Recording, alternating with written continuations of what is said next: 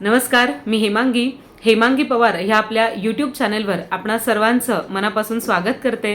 आणि आज स्टोरी टाईममध्ये आपण एक नवीन गोष्ट ऐकणार आहोत आणि या गोष्टीतून आपण काय शिकणार आहोत हे स्वानंद तू स्टोरीच्या शेवटी सगळ्यांना सांगायचं आहे. चालेल? येस. तर आपण लगेचच या कथेला सुरुवात करूया. एक राजा असतो आणि त्या राजाच्या मनात असा विचार येतो की आपल्या राज्यामध्ये सगळ्यात प्रामाणिक जो मनुष्य आहे त्याला मोठं बक्षीस द्यायचं. पण आता इतक्या मोठ्या राज्यामध्ये सगळ्यात प्रामाणिक माणूस कोण आहे हे शोधायचं कसं? मग त्यावर त्या राजाला एक युक्ती सुचते.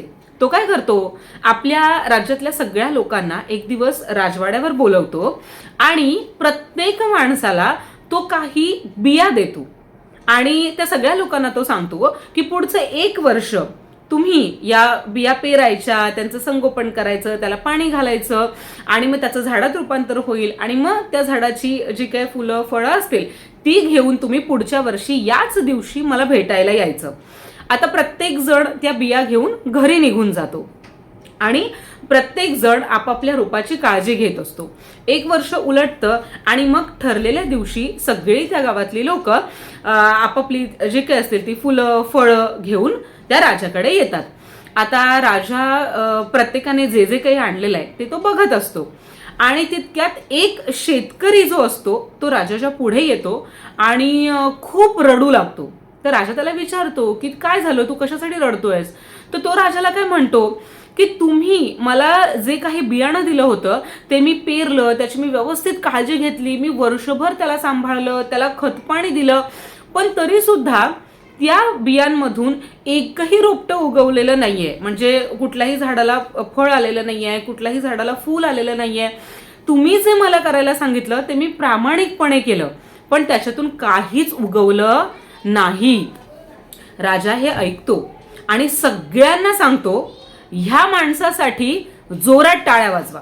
सगळेजण टाळ्या वाजवतात. सगळ्यांना आश्चर्य वाटतं की ज्याच्याकडून आपल्याला काहीच मिळत नाहीये त्या माणसासाठी राजा का बरं टाळ्या वाजवायला सांगतोय. आणि टाळ्या वाजवून झाल्यानंतर मग राजा त्या सगळ्यांना काय सांगतो माहितीये?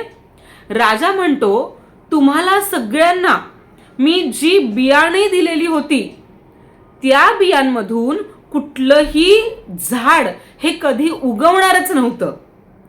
तुम्ही आता जे काही सगळं घेऊन आलेले आहात ते मला खुश करायला घेऊन आलेले आहात. पण हा जो शेतकरी आहे हा खरा प्रामाणिक आहे.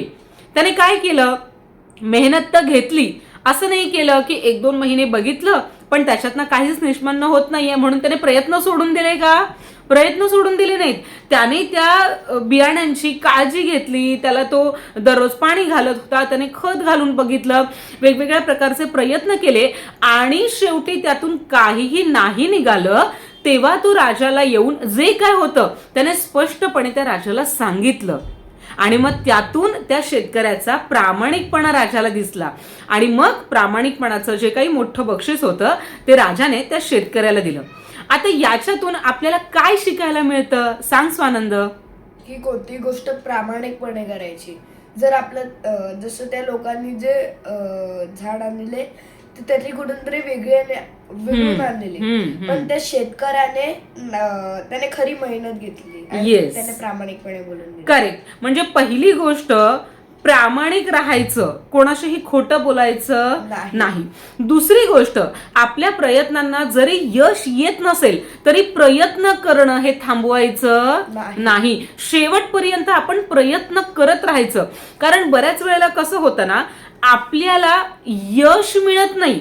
आपण जे काही करतोय त्याच्यात कदाचित आपल्याला यश मिळणार नाही, पण आपण प्रामाणिकपणाने जे प्रयत्न केलेले आहेत त्याचा मात्र मोबदला आपल्याला मिळत असतो. आणि म्हणून यश मिळेल किंवा न मिळेल ही पुढची गोष्ट आहे, परंतु प्रामाणिकपणे आणि सातत्याने कष्ट करत राहणं हे आपल्याला जमलं पाहिजे. बघ, त्या राजाने असं नाही विचार केला ना की 2 महिने बघितले, 4 महिने बघितले, 6 महिने बघितले, मी ह्याला दररोज पाणी घालतोय पण हे झाड तर मला काहीच देत नाहीये.